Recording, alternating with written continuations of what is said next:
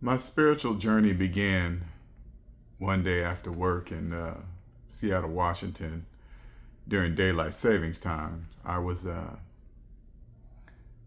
getting off work about 4:30, 5 o'clock, like my normal routine, and head to the gym for a couple hours, work out, and then head home. But on this particular day, I pulled into the parking lot of the LA Fitness, and it was daylight savings time, so it was getting dark early. I remember the LA Fitness sign being lit up, shining really brighter than normal because, like I said, it was about to get dark. And I remember parking and just staring at it for this time. I was just staring at it. And a voice came to me, or maybe it was just myself asking this question. I'm not quite sure, but, well, I do know it was a higher version of myself saying, am I going to do this all the way till retirement? I'm going to do all this all the way to age 65, get up, go to work, go home, go to the gym, stop it, and just repeat this routine over and over and over. And I was like, no, thank you. I don't accept that. And I don't even know what I was saying that I wasn't going to accept, because I didn't know any other way of life. I was taught at an early age, get a job, do your career, blah, blah, blah. And, and that's what I did. I went to college, got my computer engineering degree.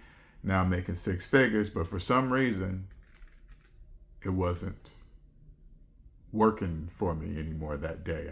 But I didn't know. So I remember sitting in my car for about, probably 15, 20 minutes, sitting out there just thinking, right? And even when I went in and did my workout, my workout wasn't the same. It just wasn't. But anyway, when I left the gym and went home, I remember walking into my apartment. I lived alone. I was single at this particular time.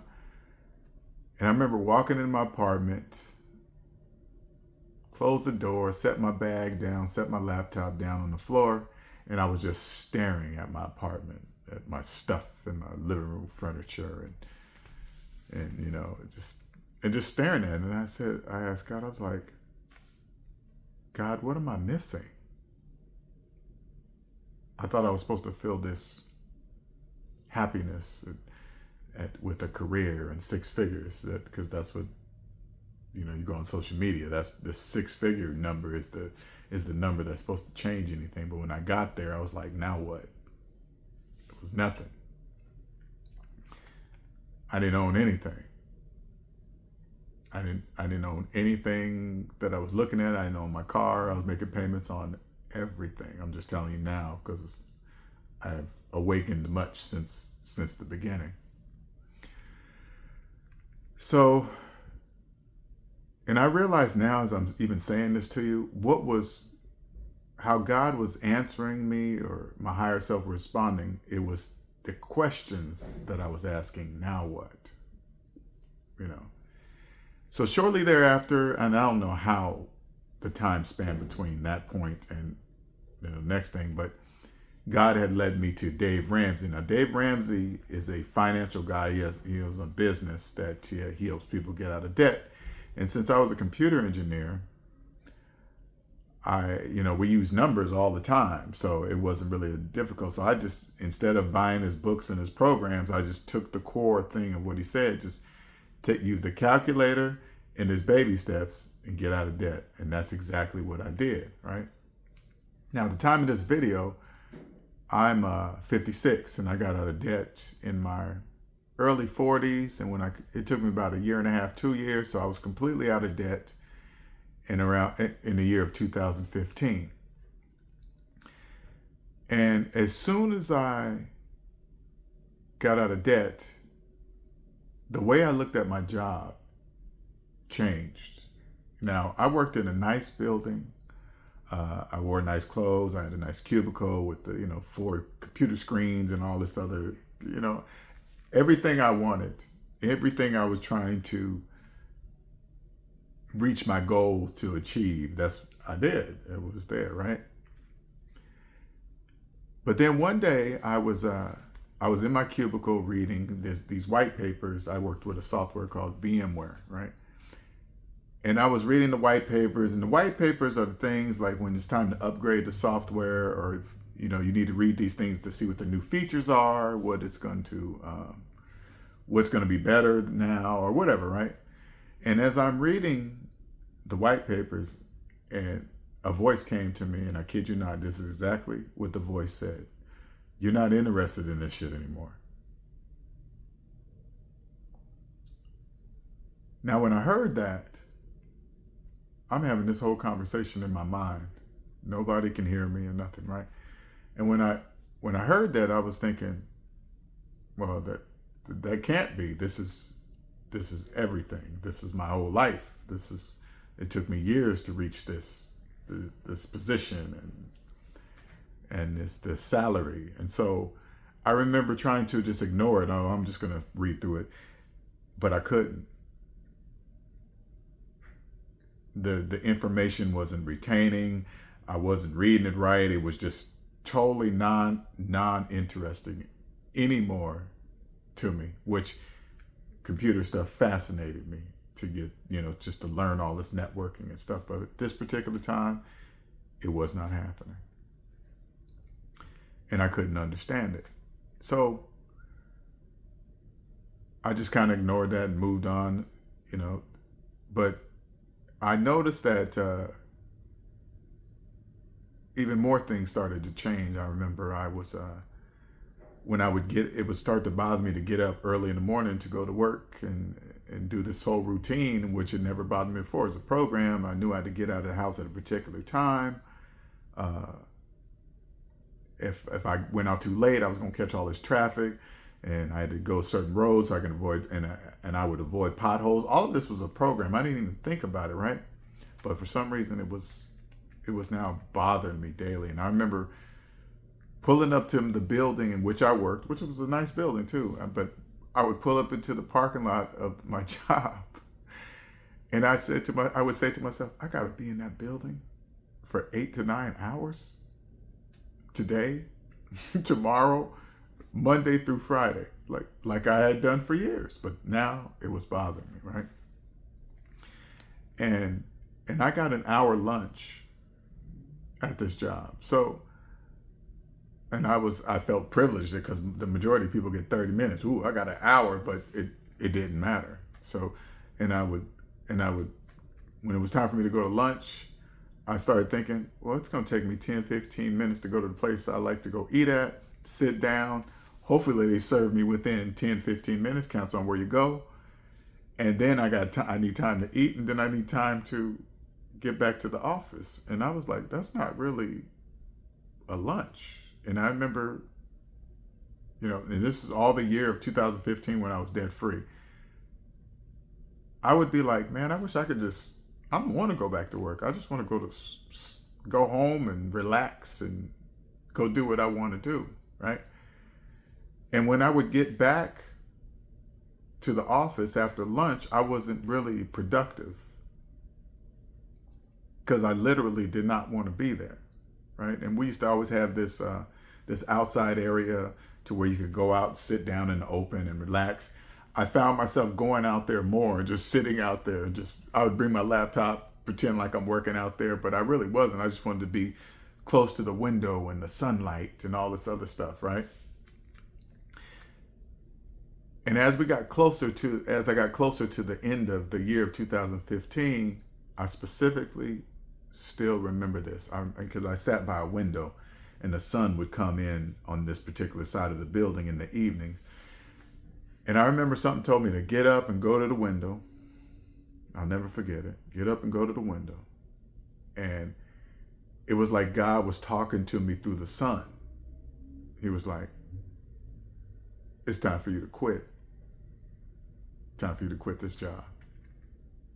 No promise of anything. No, not another job lined up to do whatever. Just, it's time to quit. No promise of anything. I was like, again, I'm having this whole conversation in my head. What about this? What about that? But all these fears started coming in. I call fears false evidence appearing real psychologically. All these fears. What if this? What if that? Maybe you'll never make 6 figures again. And all this stuff was. And God was like, you just got to trust me. You just got to trust me. So I remember when I was writing up the 2-week notice on my computer to send to my boss, right? And I think I wrote it up, but I didn't send it for like a couple weeks. But when I was finally getting ready to push send, I remember saying to myself, once I push that send button, that's it. It's a done deal. It's a done deal. And when I sent it, this feeling came over like, oh, I did it. I did it with no plan, right? And so I remember coming in the next day, and my manager called me into the office. He was like, one second, let me get some water.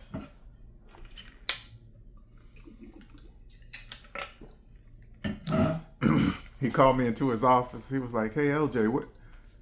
He said, why are you quitting, man? You got another job or what? I was like, no. He's like, what are you going to do? I said, nothing. Because making 6 figures with no debt, my money stacked into my bank account so fast. Never, ever before in my life had it stacked that fast, because I was still living paycheck to paycheck, making 6 figures, right? And I said nothing. He was just shocked. What do you mean nothing? It was like he couldn't comprehend. And then when the other coworkers found out, finally when they found out, they asked the same question, what are you going to do? I said, nothing.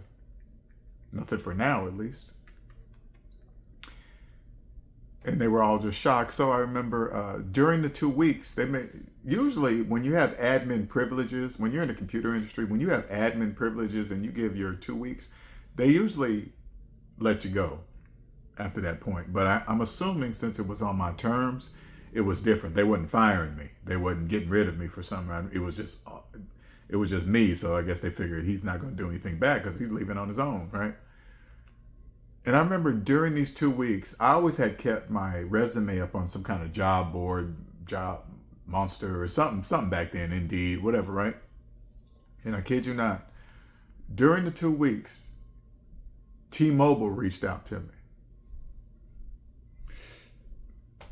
And they offered me $50,000 more than what I was making at my current job during the 2 weeks, right?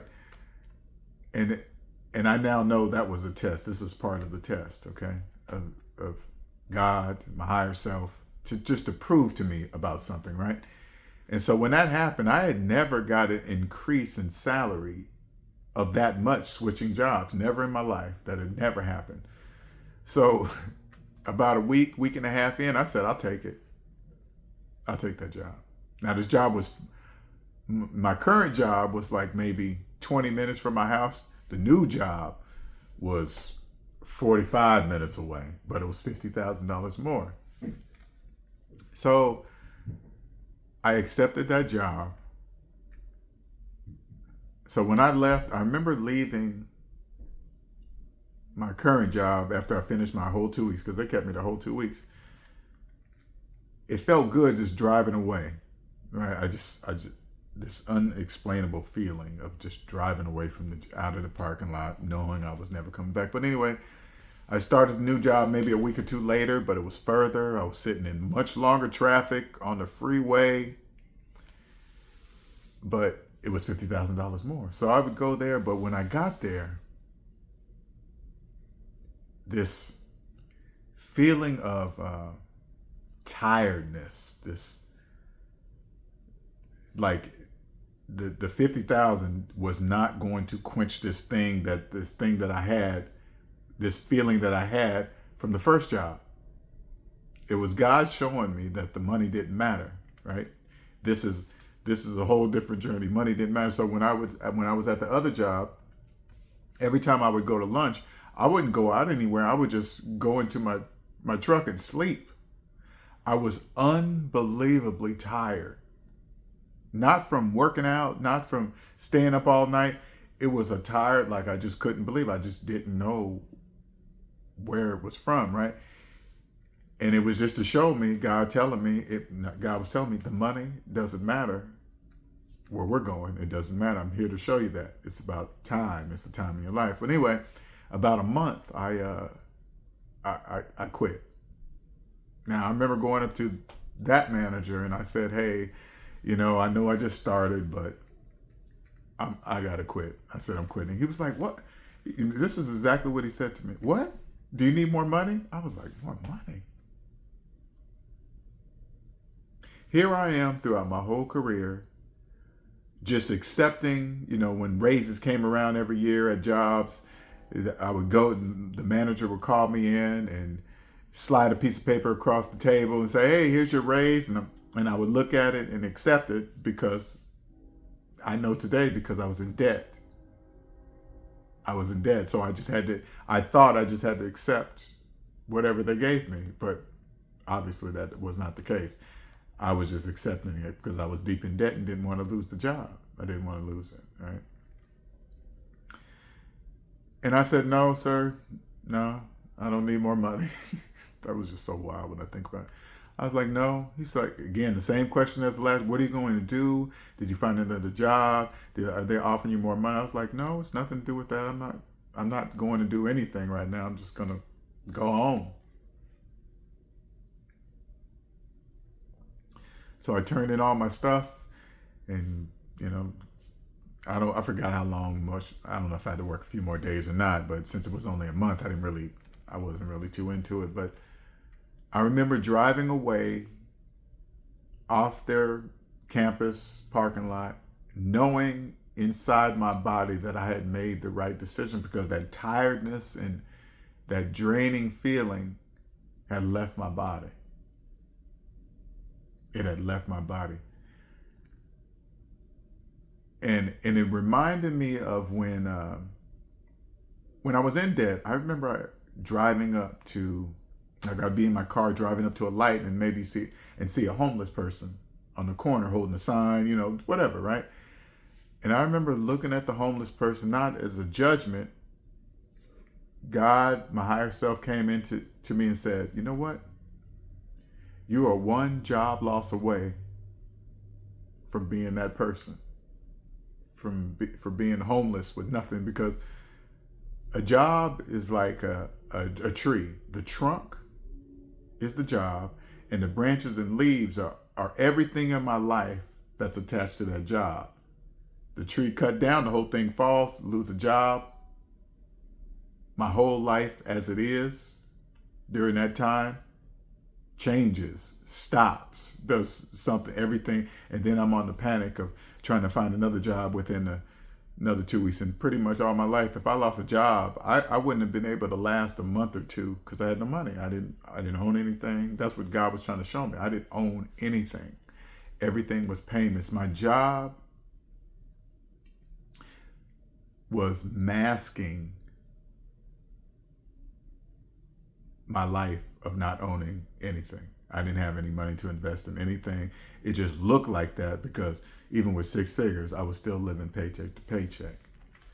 And this was just the first beginning steps of my spiritual journey. God had to free me physically first. He had to free me physically. I had to free myself. I had to free myself physically first before the next steps of my journey, which I'm going to continue to make a series of videos about this because I'm